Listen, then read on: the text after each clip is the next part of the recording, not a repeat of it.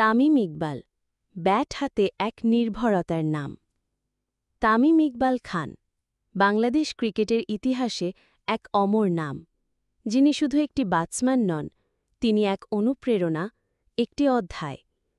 ১৯৮৯ সালের ২০ মার্চ চট্টগ্রামে জন্মগ্রহণ করা এই বামহাতি ওপেনার ছোটবেলা থেকেই ক্রিকেটের প্রতি ছিল তার গভীর ভালোবাসা। তামিমের পরিবারে ক্রিকেটের চর্চা ছিল পুরানো। তার চাচা আকরাম খান ছিলেন বাংলাদেশের অন্যতম প্রথম প্রজন্মের ক্রিকেটার, আর ভাই নাফিস ইকবালও জাতীয় দলের খেলোয়াড়। এই পরিবেশেই বেড়ে উঠেছেন তামিম। তবে তার যাত্রা কখনোই সহজ ছিল না। ছোটবেলায় তামিম খুব দুষ্টু ছিলেন, তবে খেলাধুলায় তার আগ্রহ ছিল প্রবল। স্কুল শেষ করে বল আর ব্যাট হাতে নেমে পড়তেন খেলতে।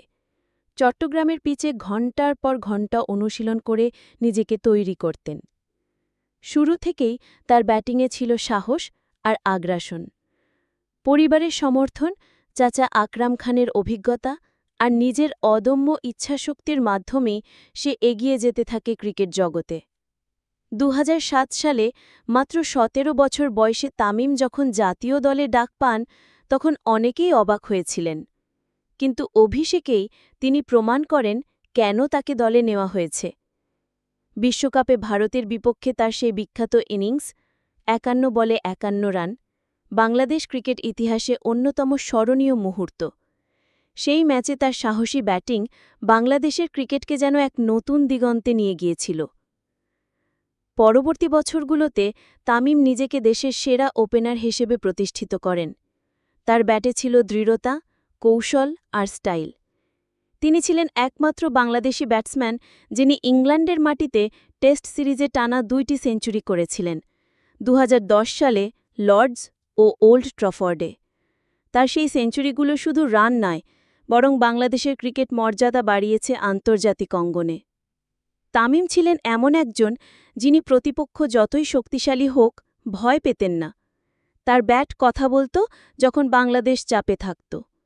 অনেক ম্যাচে তিনি একাই লড়াই করেছেন, রান তুলেছেন এবং বাংলাদেশকে জয় এনে দিয়েছেন। ২০১৫ বিশ্বকাপে তার ধারাবাহিক পারফরম্যান্স ছিল দলের জন্য ভীষণ গুরুত্বপূর্ণ।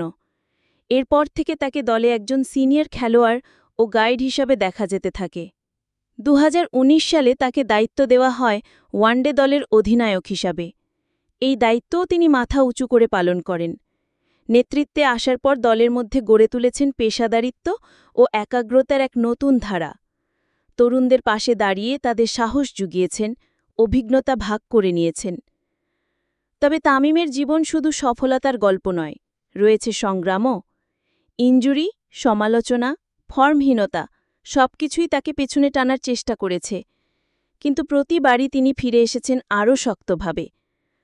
একসময় ইনজুরির কারণে তিনি প্রায় ১ বছর মাঠের বাইরে ছিলেন, কিন্তু ফিরে এসে আবারও সেঞ্চুরি হাঁকিয়ে প্রমাণ করেছেন তামিম এখনও শেষ হননি।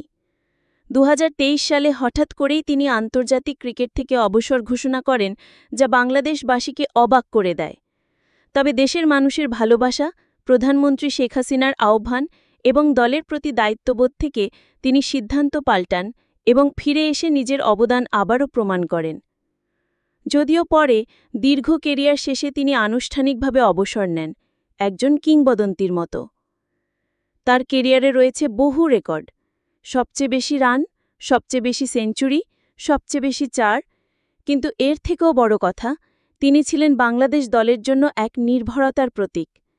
ক্রিকেট মাঠে তার ভরসা, সাহস আর বিনয় তাকে দেশের কোটি মানুষের প্রিয় করে তুলেছে। তামিম ইকবালের জীবন থেকে তরুণ প্রজন্ম শিখতে পারে কিভাবে কঠোর পরিশ্রম, ধৈর্য আর নিষ্ঠা মানুষকে অনন্য উচ্চতায় পৌঁছে দিতে পারে। তামিমের গল্প কেবল একটি ক্রিকেটারের নয়, বরং একজন যোদ্ধার, একজন স্বপ্নবাজের, যে নিজের সীমাবদ্ধতাকে জয় করে দেশের মুখ উজ্জ্বল করেছে। শেষ কথা, তামিম ইকবাল এখন একজন প্রাক্তন ক্রিকেটার হলেও তার অবদান ও প্রভাব চিরকাল বাংলাদেশ ক্রিকেট ইতিহাসে অমলিন থাকবে। তরুণদের কাছে তিনি শুধুই একজন ব্যাটসম্যান নন, বরং একজন নায়ক, যিনি মাঠে আর মননে ছাপ রেখে গেছেন।